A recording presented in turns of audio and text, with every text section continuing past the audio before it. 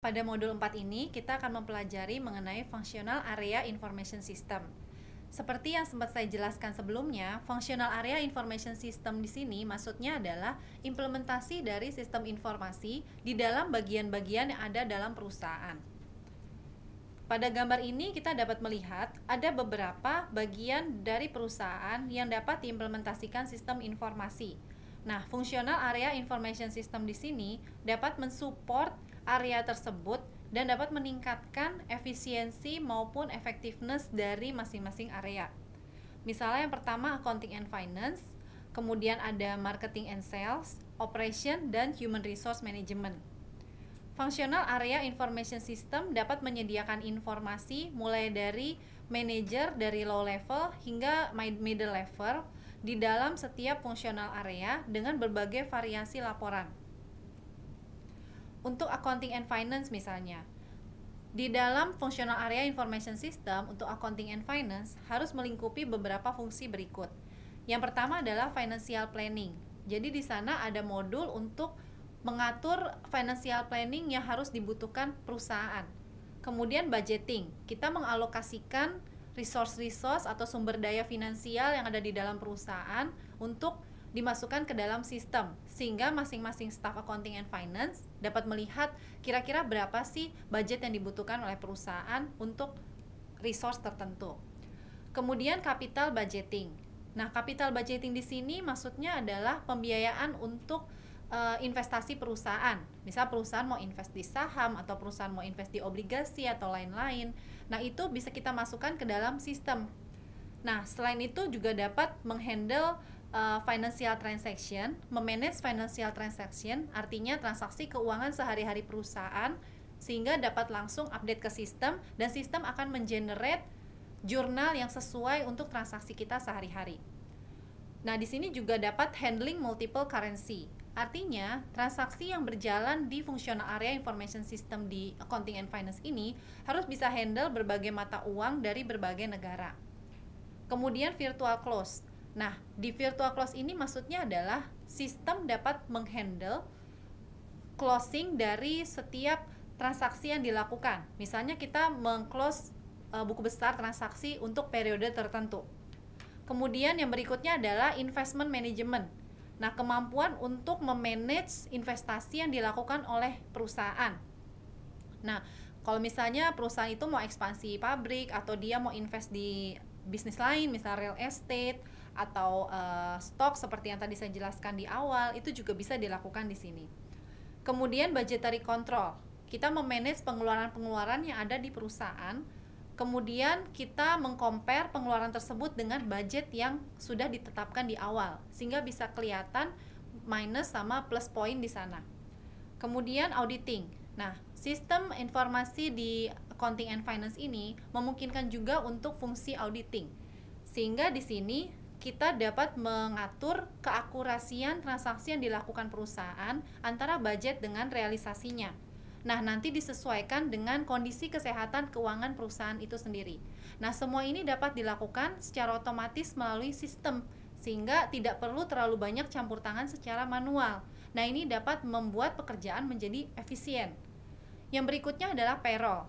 Nah, payroll di sini hampir semua perusahaan memilikinya untuk Functional Area Information System di Accounting and Finance.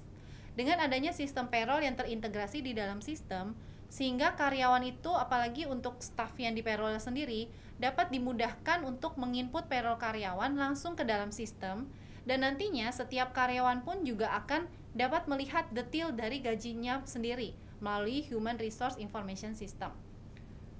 Nah, yang berikutnya adalah Marketing and Sales. Untuk Functional Area Information System Marketing and Sales, lebih ke arah customer relation.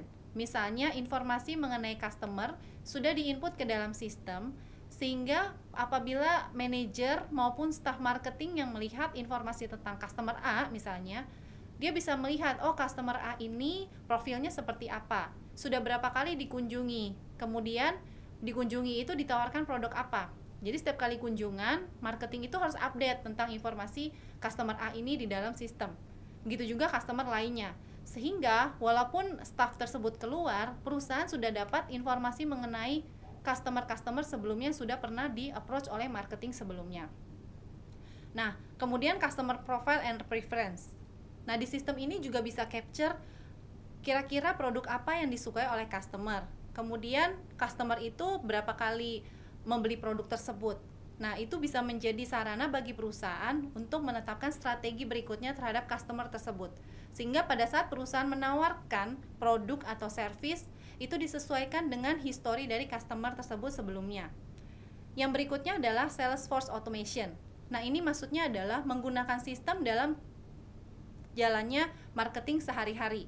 Sehingga si marketing ini, dia berhadapan dengan klien, dia langsung menginput kebutuhan klien ke dalam sistem tanpa harus kembali ke kantor baru diinput. Nah, sistem yang terintegrasi seperti itu, pada saat dia input data customernya, langsung sistemnya terkoneksi dengan perusahaan, sehingga itu akan memudahkan si marketing maupun sales ini untuk memberikan feedback kepada customer. Oke, permohonannya di-approve, misalnya untuk pengajuan kredit, atau misalnya customer ini mau request barang tertentu, jadi langsung terlihat secara otomatis dengan cepat di dalam sistem. Misalnya automation ini dapat diakses melalui laptop atau tab atau mobile. Nah, untuk production dan operation, kita bisa melihat dari skema ini, di mana skema ini kita bisa melihat dari perusahaan itu berhubungan dengan supplier maupun manufacturer. Nah, di sini ada pabrik untuk membuat barang bakunya. Bahan baku ini dirubah menjadi bahan jadi melalui proses produksi, di mana dari proses produksi tersebut akan disalurkan kembali kepada retail maupun langsung ke customer, di mana retail ini maksudnya adalah distributornya. Nah, di dalam production operation ini meliputi inventory management. Ketika kita memesan inventory, di sini maksudnya adalah memesan bahan baku. Nah, kemudian kita juga punya quality control, di mana quality control di sini adalah sistem dapat mengontrol raw material yang kita terima dari supplier apakah sesuai dengan kriteria yang kita mau, dan pada saat bahan baku selesai diproduksi, sistem ini dapat memisahkan, oh ini kualitasnya yang kurang bagus, oh ini kualitasnya yang bagus. Kemudian untuk material requirement planning, sistem juga dapat mengintegrasikan proses production, purchasing, dan inventory management untuk mengatur berapa banyak materi yang dibutuhkan dalam memproduksi suatu barang. Nah, itu adalah production atau operation, di mana production operation ini juga ada prinsip just in time. Just in time di sini adalah kita memastikan bahwa barang yang kita order dari supplier, even itu benar-benar barang jadi yang kita tinggal olah sedikit demi sedikit, atau benar-benar raw material, itu kita pastikan adalah dia tepat waktu sampai ke proses produksi, sehingga proses produksi sesuai dengan jadwal yang telah dijadwalkan sebelumnya oleh perusahaan. Kemudian ada juga namanya computer integrated manufacturing. Artinya, proses produksi ini menggunakan komputer yang sudah terkomputerisasi dari hulu ke hilir, sehingga campur tangan manusianya hanya sebagai membantu proses produksi itu sendiri dan tidak terlalu banyak melakukan proses produksi secara manual. Hal ini tentunya bisa membuat proses produksi menjadi lebih efektif dan efisien. Yang berikutnya adalah product life cycle management. Dari sistem informasi yang diterapkan di production dan logistik ini, kita juga bisa mengatur product life cycle-nya sehingga menjadi lebih baik. Di mana di sini kita mulai dari desain produknya seperti apa, kemudian disesuaikan dengan produk yang benar-benar diproduksi oleh sistem itu sendiri.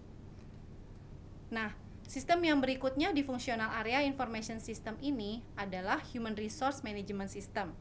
Nah, di Human Resource Management ini, mulai dari proses rekrutmen, performance evaluation, training, employee record, dan benefit administration. Jika kita melihat di skema berikut ini, mulai dari proses requirement, rekrutmen karyawan, itu bisa dilakukan secara sistem.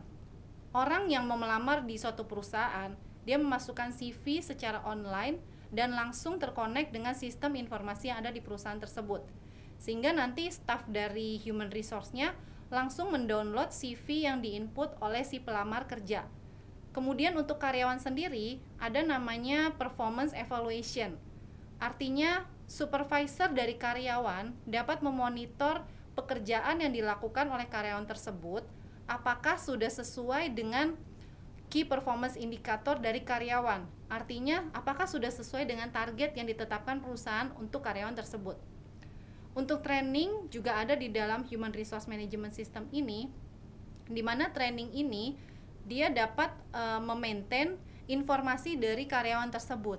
Artinya bisa ketahuan karyawan ini berapa kali training, kemudian training apa saja yang diikutin, apa saja benefitnya untuk pengembangan karyawan tersebut.